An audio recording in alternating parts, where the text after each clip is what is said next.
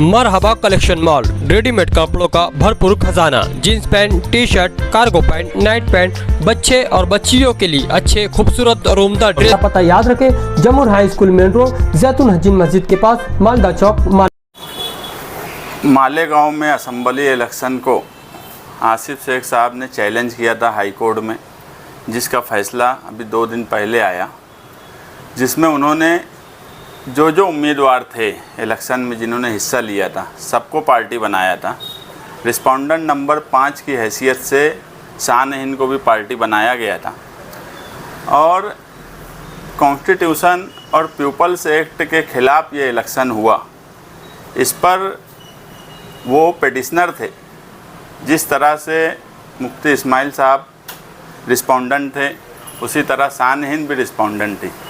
हमने जो है पिटिशनर की साइड से 9 जून 2025 को रिप्लाई एफिडेविट हाई कोर्ट में दाखिल किया था, जिसमें हमारा सिर्फ 2 मुद्दे पर हमने एफिडेविट फाइल किया था कि जो इलेक्शन के वक्त में मौजूदा एमएलए ने अपने प्रचार के वक्त जामा मस्जिद से ये कहा था कि खातून क़यादत नहीं कर सकती, खातून को वोट नहीं देना चाहिए। इसी तरह एक पॉम्पलेट बांटा गया इलेक्शन के वक्त कि ख़वातीन को शरीयत के में ये अलाउड नहीं है कि वो इलेक्शन लड़े या उनको यानी वो क़यादत करे। इस तरह का पॉम्पलेट, ये 2 चीज़ हमने हाई कोर्ट में रिप्लाई एफिडेविट के तौर पर दाखिल किया था। मगर जब हाई कोर्ट का फ़ैसला आया जो 64 पेजेस का है, तो हाई कोर्ट के फ़ैसले को मैं और जो हमारे वकील थे उन्हें लगता है कि वो फ़ैसला सही नहीं है, वो चैलेंज होना चाहिए।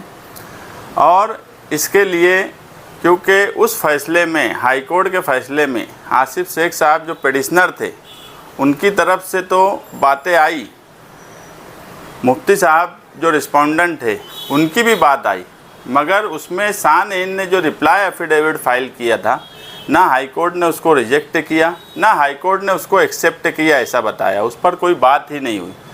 और इसलिए अब हम खुद सुप्रीम कोर्ट में हम लीव स्पेशल एप्लीकेशन फाइल करेंगे हमारी तरफ से कि मौजूदा एमएलए ने जो 2 बातें बोली थी जो हमने हाई कोर्ट में बताया, मगर हाई कोर्ट में उस पर कोई फ़ैसला नहीं किया, ना एक्सेप्ट का किया ना रिजेक्ट का किया हमारी बात का।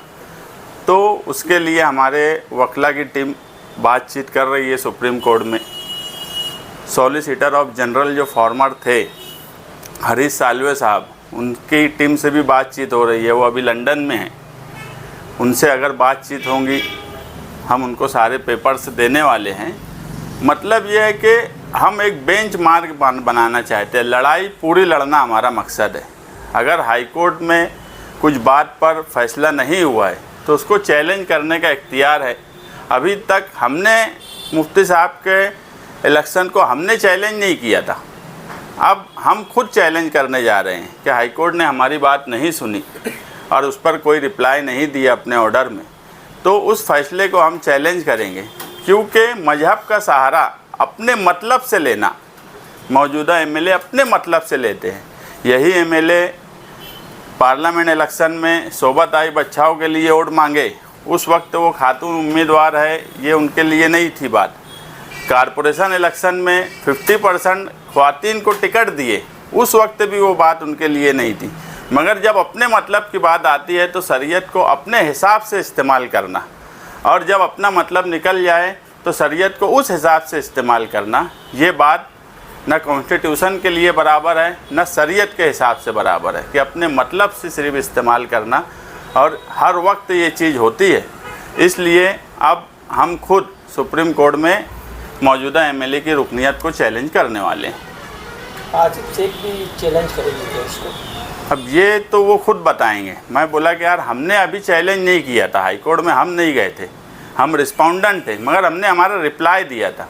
अब हम खुद उनकी रुकनियत को सुप्रीम कोर्ट में इस हाई कोर्ट के फैसले में जो हमने 9 जून 2025 को एफिडेविट फाइल किया था, उस पर हाई कोर्ट के जज का कोई फ़ैसला नहीं आना, ये हमको लगता है कि हमारे साथ अन्याय हुआ है।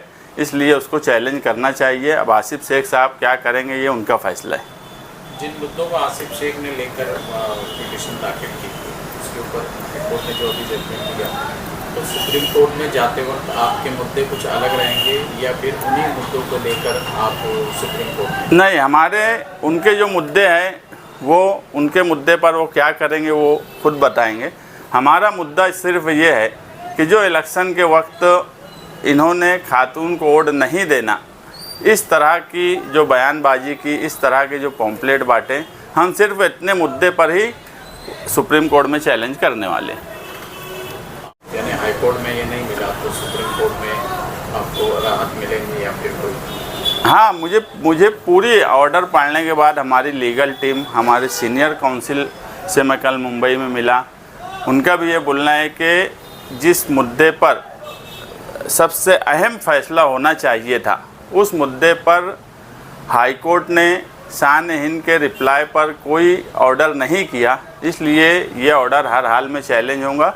और हमें उम्मीद है, और लड़ाई जो है अगर कुछ गलत हुआ है तो उसके खिलाफ लड़ाई पूरी होना चाहिए। कितना वक्त लगेगा, कितना वक्त हो गया, इन सब से हटकर अगर कोई गलत चीज़ है तो हमें जो कानूनी तौर पर जितना हमें इख्तियार है, सुप्रीम कोर्ट तक हमारे पास इख्तियार है, हम वहाँ तक लड़ाई लड़ेंगे। हार जीत का फ़ैसला अल्लाह के हाथ में है, मगर लड़ाई लड़ना ये हमारे इख्तियार में है। अगर कुछ गलत हुआ है तो उसके खिलाफ लड़ना चाहिए, ये हमेशा से हमारा उसूल रहा है और हम उस उसूल को सामने रखकर ये लड़ाई पूरी लड़ेंगे। धर्म के आधार पर, मज़हब के बुनियाद बनाकर इससे पहले भी इलेक्शन कई बार किसान ने लड़े हैं और इस बार भी लड़े हैं, तो आप एक सेकुलर पार्टी से जुड़े, आप इसको किस तरह देख रहे हैं कि धर्म का आधार, यानी आपका इंटेंशन ये है कि इसके बाद इस तरह से इलेक्शन नहीं लड़े जाने चाहिए? हाँ, हमारा एकदम सीधा सा ये है कि वो कोई अगर बीजेपी हिंदुत्व और हिंदू के नाम पर इलेक्शन लड़ती है तो वो हम गलत बोलते हैं, हर मुसलमान बोलता है कि ये गलत है। इसी तरह अगर कोई मुसलमान बनकर सिर्फ धर्म के नाम पे इलेक्शन लड़ता है, मैं जो बीच में एक बात बोला कि हम एक बेंच मार के सुप्रीम कोर्ट तक जाना चाहते हैं कि इस देश में अपने अपने मतलब से जो आदमी को जब समझ में आता है, वो फ़िरका परस्त पार्टी हो, वो अपने मज़हब का इस्तेमाल करती है। जब मुस्लिम फ़िरका परस्त पार्टी होती है या मुस्लिम लीडरशिप फ़िरका परस्त होती है, वो अपने हिसाब से उसका इस्तेमाल करती है, तो फिर पीपल्स एक्ट 1951 का मतलब क्या रह जाता है। ठीक है, हाई कोर्ट ने अपने हिसाब से फ़ैसला की, वो हाई कोर्ट का अपना इख्तियार है, मगर मुझे पूरी उम्मीद है कि ये पिटीशन हमारा सुप्रीम कोर्ट में टिकेगा और इसका अच्छा रिज़ल्ट आएगा।